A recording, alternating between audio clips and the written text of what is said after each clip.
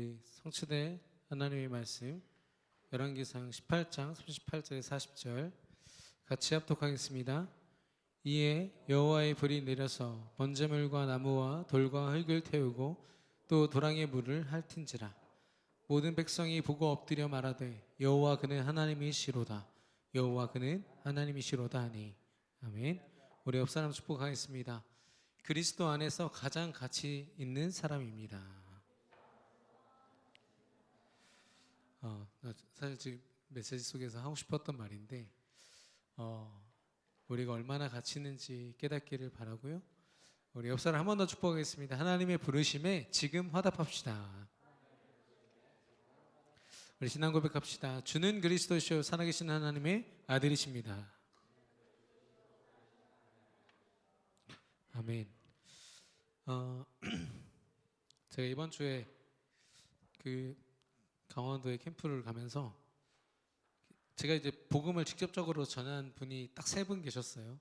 3분 다 제 앞에서 영접하시고 하나님 자녀가 되시고 이제 그 다음 말씀 운동으로 연결이 됐는데, 이분들의 공통점이 뭐냐면은 두 분은 일용직 노동자이시면서 자기 인생을 반포기하신 분, 사업을 2번 이상 망하면서 진짜 인생 나락으로, 가정도 있으시고 다 했었는데 지금은 가족과도 단절되고 무엇보다 이제 자녀들이 자기한테 전하지 말라 이런 상태가 된 분. 또 한 분은 이제 할머니, 무속인 할머니 밑에서 자랐고 본인도 신기가 있어서 평생을 이 귀신에게 시달리면서 살았던 분. 공통적으로 느꼈던 건 뭐냐면 이분들의 삶이 붙잡혀 있다는 거였어요. 운명이죠, 운명. 운명을요 본인들이 나름대로 이겨보려고 열심히 했어요. 돈도 많이 벌고 그 신기 있으신 분이 한복집 사장인데 자기 모든 형제들이 한복집을 다 오픈하게 할 정도로 본인이 힘이 있었고 진짜 몇 억씩 벌어서 맨날 골프 치고 나름대로 본인이 생각하는 아주 괜찮은 삶을 나름 살았었는데 결국에는 사람들 딱 보면은 이렇게 운명이 보인대요. 아, 저 사람 좀 있으면 다치겠다. 말해주면 좀 이따 다치고. 무섭다는 거죠. 90% 이상이 다 맞아들어. 이게 지금 자기 힘이 아니구나. 자기는 그게 다른 사람들도 이렇게 보고 있지 않나 했는데 아닌 거야.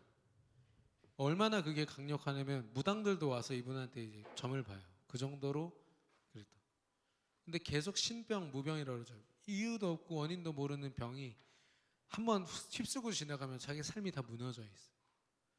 아, 너무 괴롭고 죽을 것 같고 차라리 죽었으면 좋겠다 이런 생각이 들고 그러는 중에 이제 그 지역에 있는 장로님 통해서 하나님에 대해서 간접적으로 듣다가 그날은 제가 그랬어요.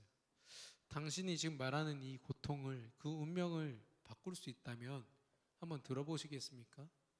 저는 당신이 교회 열심히 다니는 사람 말고 예수 믿고 진짜 행복한 사람, 하나님과 함께하는 행복 누리는 분 됐으면 좋겠습니다 했더니 그러면 한번 들어보시겠대. 10분만 하시래. 그래가지고 제가 50분을 했죠. 영접하셨는데, 왜냐? 제가요 그분에게 진짜 디테일하게 말해주고 싶었어요. 귀신의 역사, 당신의 운명을 쥐고 있는 이 존재. 기분 나쁘면 안 되잖아요. 왜냐면 평생을 뭐 천신이며 무슨 신이며 이런 거 들어오셨을 텐데 야 그거 다 귀신이야 이렇게 말하면은 인생을 무시당하고 부정당하는 걸까봐 제가 조심스럽지만 쭉 전달했거든요. 이분이 나중에 인정하셨어요. 하나님 앞에서 다 잡신이라고. 지금 이제 교회로 연결되는 그 수순을 밟고 계신데 여러분이 보고 있고 듣고 있고 경험하는 것들, 저는 경험이라고 하겠습니다. 이게요 여러분 안에 쌓이거든요. 근데 하나님이 주시는 경험이 아니면 여러분 안에 반드시 상처로 남습니다. 세상을 상대하는 어떤 모습들, 여러분 사람 상대해 보셨습니까? 우리 대학 랩런트들은 글쎄요 뭐 알바를 하면서 간접 경험을 했을지 몰라도 이게 회사에서 진짜 돈으로 엮여 있고 유익과 손해로 엮여 있는 이것, 서로 손해 보지 않고 내 유익을 위해서 달려가는 그 속에서 일을 하고 돈을 번다. 이건 보통 일이 아니죠. 그래서 사람들은 스스로가 진짜 월등하게 그런 사람들과 비교 안 될 만큼 내가 높아지기를 바라고, 이게 세상의 원리잖아요. 그런 경험들, 저는 그 속에서요 굉장히 뛰어나고 때로는 막 그걸 이겨내기 위한 도끼도 막 생기는 걸 보고, 근데 어느 것 하나 하나님 주신 게 아니야. 그걸 확인했어요. 전 여러분이 이상한 경험 안 했으면 좋겠어요. 가능하면 그런 경험하고 나중에 이제 이게 아니었구나라고 할 수 있어요. 그러나 여러분이 올바른 경험 앞에 여러분을 세울 수 있다는 사실이에요.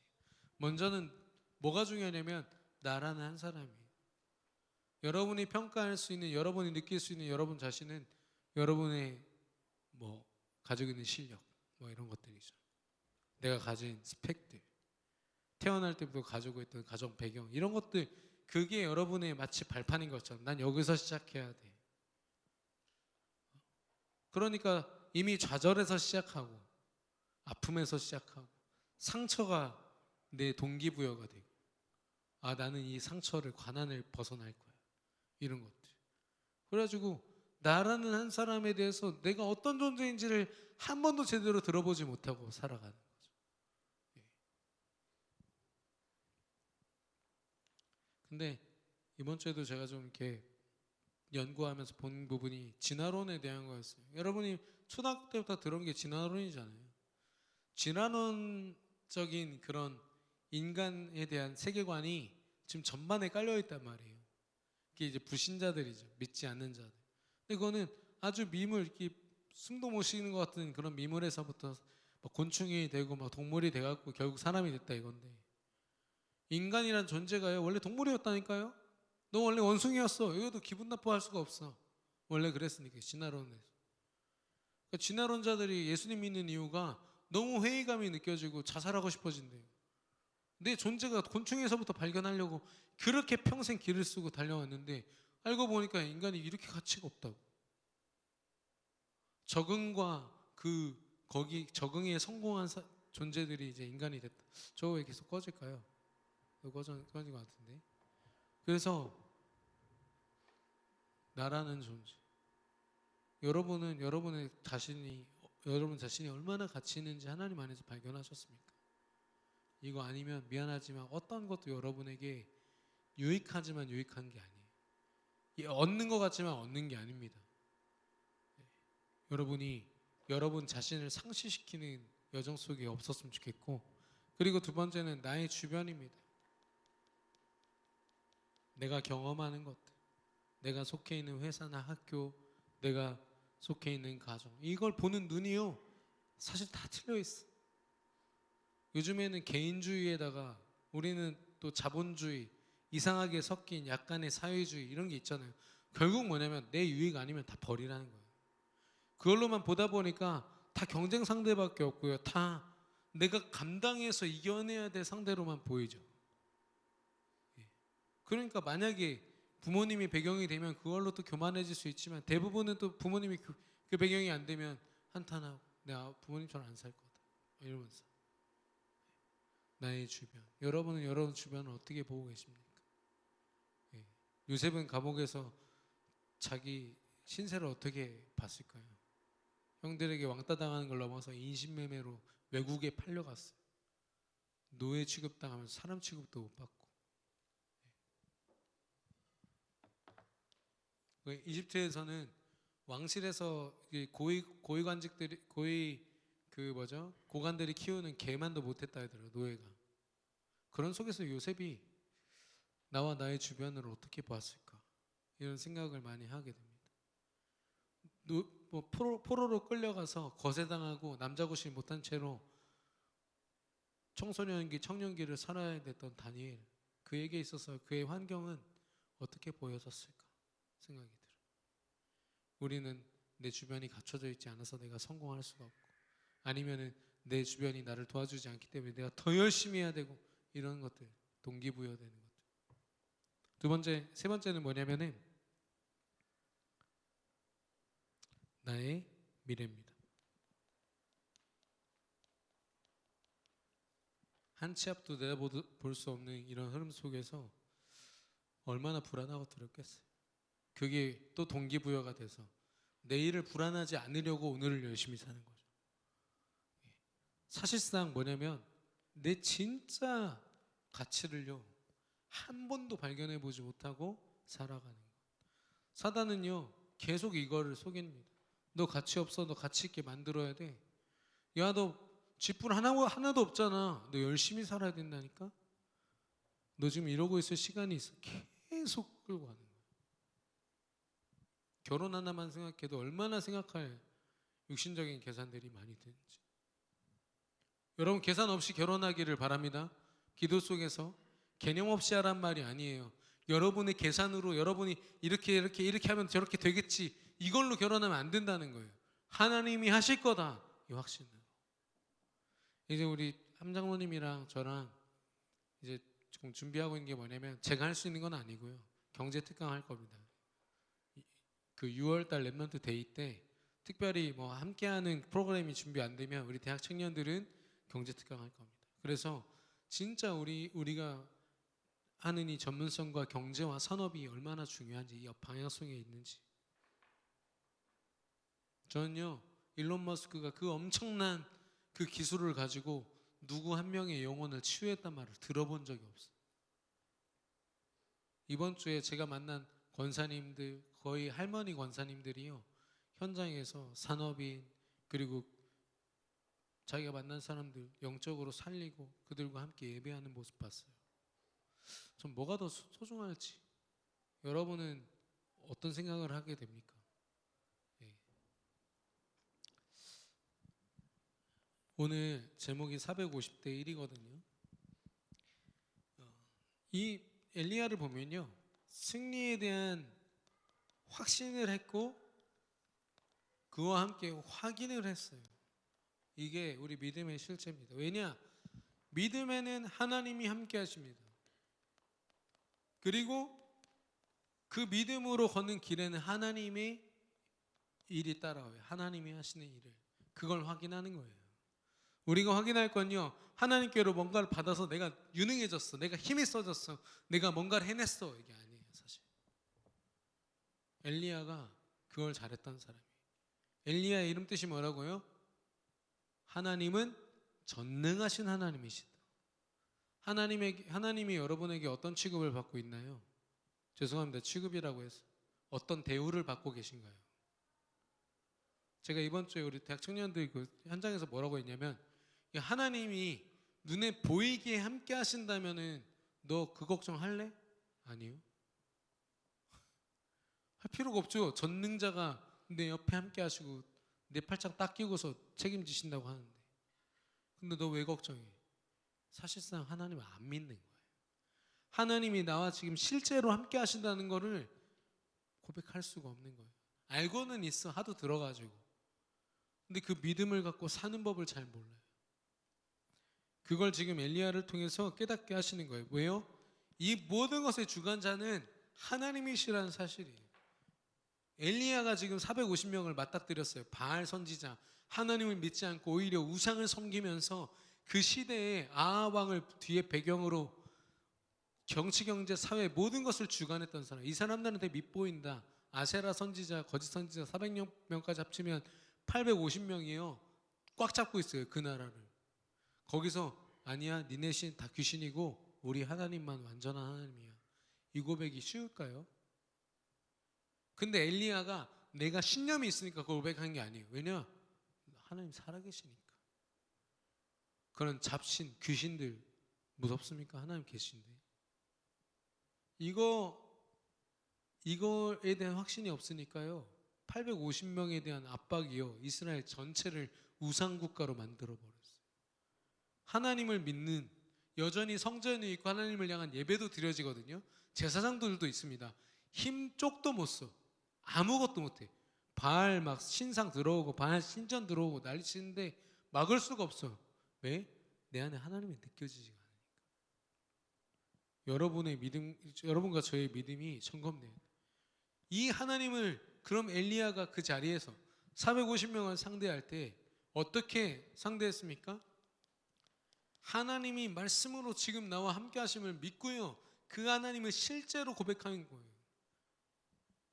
야, 나 믿음 있으니까 내가 뭐라도 해봐야지. 이게 아니죠. 전적으로 하나님이 하시는 일이라고 고백해요. 오늘 같이 안 읽었지만 그 지난 수요일 날 제가 같이 읽었던 본문에서 엘리야가 뭐라고 기도하는지 아세요? 제단에 불 내기 직전에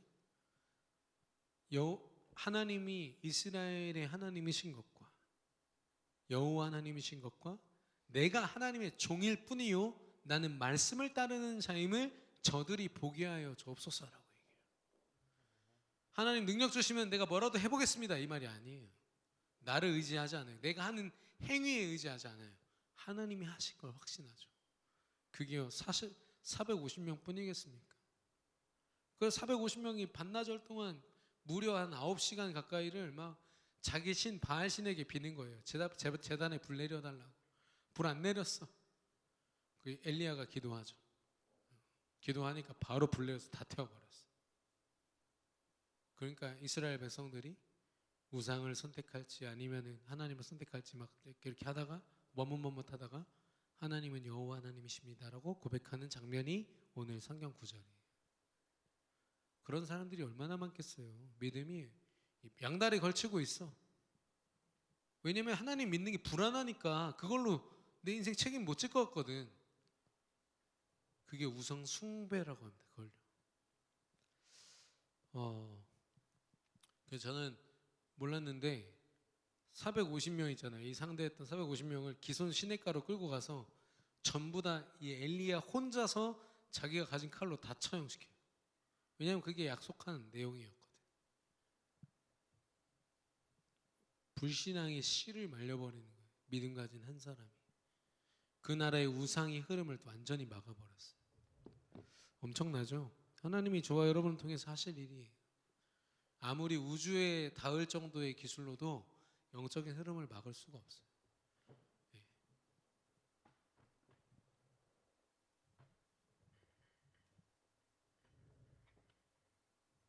뭘 한 겁니까? 하나님을 선택한 거예요. 그 자리에서.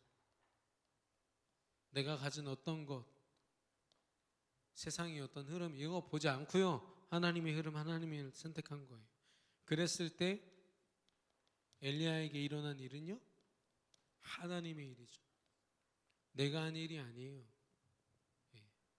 고백도 하고 고백하는 것도 나고 거기 있는 사람도 나지만 하나님이 하신 걸 엘리야가 가장 많이 느꼈어요. 그렇게 해서 450이라는 시대의 흐름에 상대한 겁니다. 승리할 수밖에 없죠. 이미 승리하셨어요. 하나님께서. 그러니까 하나님이 이미 승리하셨음을 확신하고 그 믿음으로 하나님과 함께 할 때 확인하는 거예요. 여러분에게 쌓여야 될 경험은 이겁니다. 기적은요 이겨야 기적이 아니라 이미 이기신 하나님이 나와 함께 하시는 게 기적인 거죠. 왜 하나님이 나와 함께 하십니까? 아무 자격 조건도 없고 하나님을 수시로 의심하는 내가 무슨 낯짝으로 하나님과 함께 할 수 있습니까?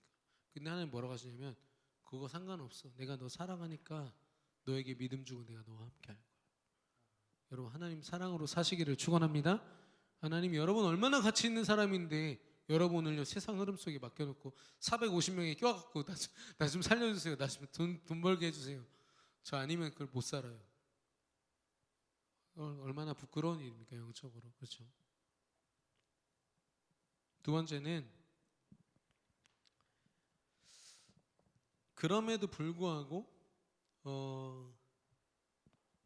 오늘 그리고 지금 이 순간을 사는 힘이 지금 엘리야가 엄청난 이걸 체험했단 말이에요. 그리고 엘리야의 기도를 통해서 하나님이 3년 동안 끊어졌던 비도 내리게 하세요. 그러니까 기적을 계속 체험하는 거예요. 그런데 그렇게 기적을 체험하면서 왔는데도 불구하고 이 바알 선지자 450명을 그 나라에 처음 도입했던 이세벨이라는 왕비가 열받은 거예요. 내가 우상을 어떻게 세워놨는데 저 엘리야 한 놈 때문에 이 흐름이 바뀌었거든. 열받아갖고 지명수배를 때려요. 자기가 믿는 신들의 이름으로 널 죽여버리겠다 그래요. 꼭 죽이겠다. 그러니까 이제 엘리야가 그걸 듣고 나서 두려운 마음에 막 도망을 갑니다. 도망을 가다가 지친 거지. 그 하나님한테 뭐라면 하나님 이제 아무래도 안 될 것 같습니다. 여기가 끝인가 봅니다. 저 좀 죽여주세요.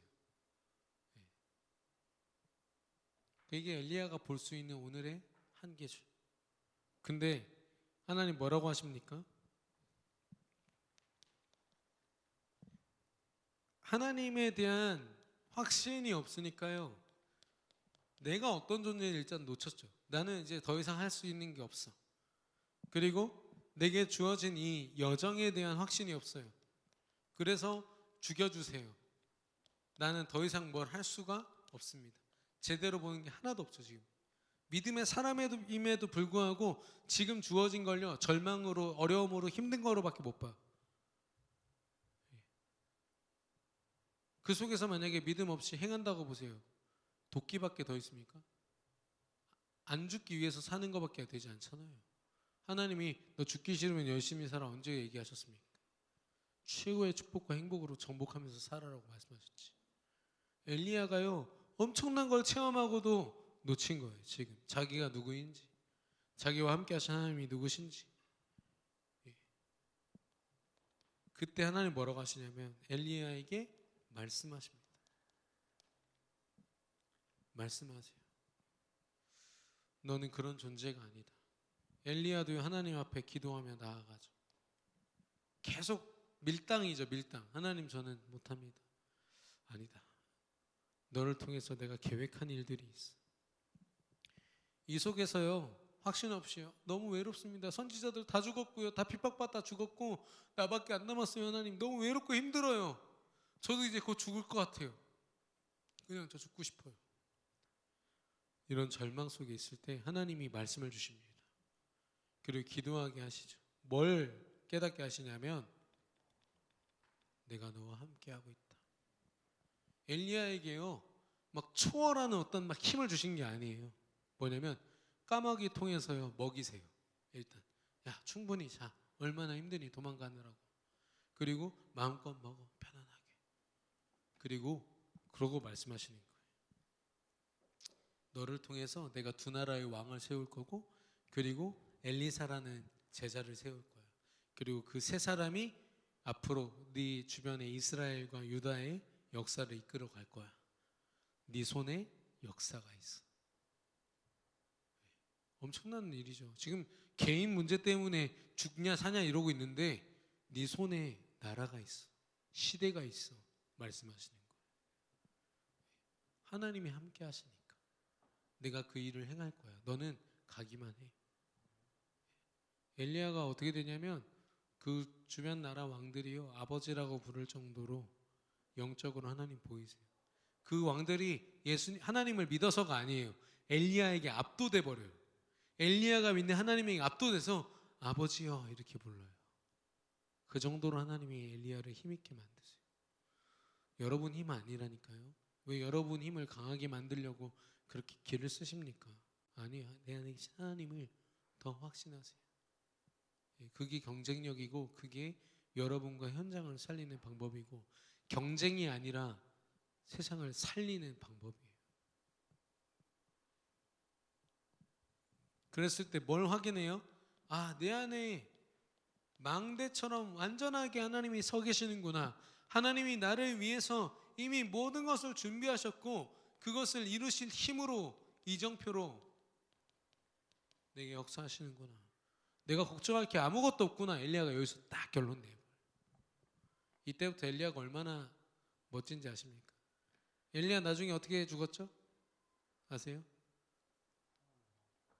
네, 안 죽고 하늘로 이렇게 올려졌다고 표현하고 있어요. 성경에 두 명이에요. 에녹이랑 그 엘리야인데 안 죽었다니까. 본인 죽여달라고 그랬잖아. 결국 안 죽고 하늘에 그냥 올라갔어. 천국에 그렇게 올라갔겠죠. 성경의 기록이 그렇습니다. 하나님이 그렇게 그를 가장 힘 있는 자리에서 인도하신 거예요. 여러분 확신 없으면요 좌절, 낙심 기본 옵션입니다. 거기서 도끼를 품고 일어나든지 아니면 바닥으로 꺼지든지 이렇게 돼요. 또 하나는 뭐예요? 내가 좀 실력 있으면요 교만해집니다. 하나님보다 내가 더 앞서는 거죠. 그렇게 성경에 보면 모든 실패 케이스가 다 둘 중 하나야. 그거밖에 없어요. 공통점은 뭐죠? 하나님과 멀어지죠. 어떻게든 멀어져요. 그게 실패의 척도라는 말이죠. 구약에서는 하나님이 한번 그에게서 떠나시면 다시 오지 않으셨어요. 그게 솔로몬이 실패한 이유예요. 이스라엘이란 나라는 부국 강병을 이뤘지만 그 후대와 그 미래가요, 솔로몬의 불신앙으로 다 무너지는 걸 눈으로 볼 수밖에 없었다니까. 근데 감사하게도 지금은 신약 이후로 성령 하나님은 우리를 떠나지 않으세요. 그래서 여러분은 지금까지의 내 삶이 어떠했든 상관없이 하나님 앞에 다시 돌아갈 수 있어요. 예수 그리스도. 그래서 저는 감히 말씀드리고 싶어요. 오늘 결론인데요. 여러분은 세상을 상대하는 법을요, 제대로 시작하셔야 돼요. 어떻게 상대하고 있습니까? 엘리야와 똑같은 거예요. 하나님이 주신 언약 말씀으로 기도하는 거 말고는 없어. 내가 원하는 거 기도 안 해도 돼요. 하나님이 다 아시니까. 근데 하셔도 돼요. 예. 어떤 기도든 여러분 하나님은 다 들으세요. 근데 여러분이 승리할 수밖에 없는 기도가 있다니까요. 그게 언약 붙잡은 기도예요. 하나님의 약속으로 하나님께 구하는 기도. 그걸 통해서요, 여러분이요, 늘 하나님을 확인하셔야 돼요. 여러분 인생에 그리스도 이름으로 함께 하신 하나님을 확인하시면 돼요. 그럼 그 안에 승리가 있고요, 그 승리의 능력이 있어요. 거기에 내 미래가 있고요, 그 미래를 보장하시는 보좌의 능력이 있어요. 그거 확인하는 거예요. 그러니까 하나님이 뭐라고 하시냐면 내가 너에게 주는 건 평안이다. 하나님은 우리에게 걱정을 주신 적이 없어요. 고민을 주신 적이 없어요. 그 고민 여러분 왜 하는 거 아세요? 하나님과 멀어지니까 들어오는 거예요. 속이는 거라고. 마치 고민을 열심히 해서 골똘히 생각하면 뭔가 띵 하고 다 떠오를 줄 알고. 그 시간에 기도하세요. 여러분을 불안하게 잡고 있는 거예요, 억지로 이겨낼 수 없지만 기도 속에서, 말씀 속에서 붙어버리셔야 돼요. 안 그러면 엘리야와 같아요. 믿음이 있어도 이렇게 좌절을 경험한다니까요. 근데 좌절 속에서 하나님을 만나는 연습을 계속 하셔야 돼요. 참된 경험을 하셔야 돼요. 그럼 여러분이요, 어느 순간 아브라함처럼, 모세처럼, 또 엘리야처럼 하나님 앞에 도저히 흔들리지 않는 사람으로 서게 하실 거예요. 여러분이 그 응답 누리시기를 바랍니다. 그러면 어떻게 되냐? 이제 시작이죠. 이제 시작이에요. 왜냐? 엘리야가 확인했어요. 나는 끝인 줄 알았는데 하나님은 야, 이제 시작이야 라고 하시는 거예요. 야, 바알에게 무릎 꿇지 않은, 너 혼자가 아니라 바알에게 무릎 꿇지 않은 7,000명의 제자들이 있어. 너 걔네들 세워야 돼. 하나님이요, 새로운 일들을 일으키시는 거예요. 여러분의 삶은요, 절대 고립돼서는 안 돼요. 특히 여러분의 생각과 기준으로 세상이 만든 어떤 성공의 법칙 속에 있으면 안 돼요. 하나님의 가능성 속에 두셔야 돼요. 그게 여러분의 시작이 되고 여러분의 과정이 되고 여러분의 삶이 될 줄로 믿습니다. 예. 그래서 뭐 경제부터 해갖고 여러분의 모든 전반적인 삶을요, 이제 하나씩 하나씩 짚어주고 같이 함께 하려고 해요. 예. 그래서 여러분이 그런 믿음을 가지고 함께 도전하면 좋겠습니다. 우리 아까 고백했던 찬양인데요, 내 삶의 이유라. 예수 그리스도에서